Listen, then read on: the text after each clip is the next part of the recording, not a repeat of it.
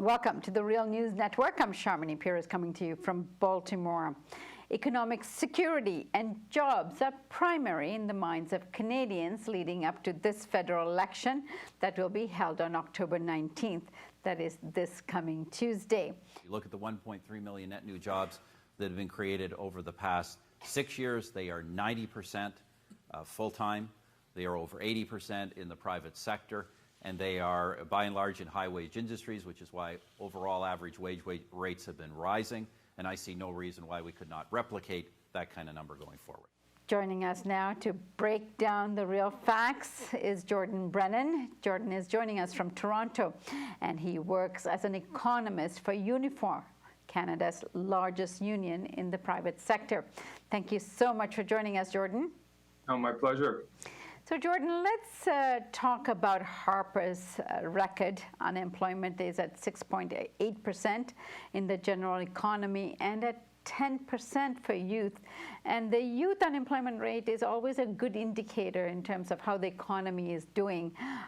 Give us a sense of what you think Harper's track record has been in terms of jobs and the labor market.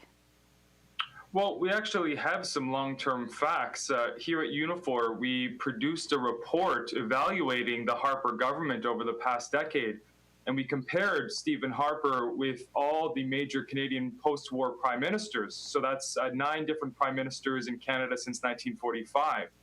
And his track record on job creation is very poor, and that's putting it mildly. Average job creation has been about 1% over the last decade.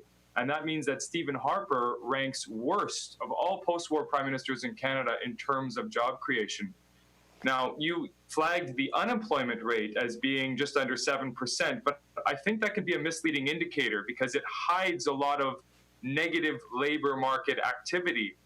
The employment rate is a better, I think, indicator of the overall job picture. And what we saw is the employment rate contract by a couple of points in the Great Recession of 2008, 2009. So hundreds of thousands of jobs shed. And it really hasn't picked up to a significant extent since 2009. It's kind of been limping along for the last 6 years. And so while the unemployment rate can be artificially lowered by people exiting the labor market, because don't forget, unemployment is defined as someone who is actively seeking employment over the past 4 weeks. But the moment you stop actively seeking employment, you're no longer classified as unemployed. And so that number can be artificially improved by people exiting the labor force.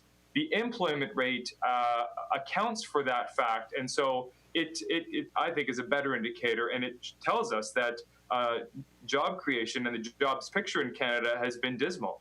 Jordan Brennan with Unifor, thank you so much for joining us today. Pleased to be with you.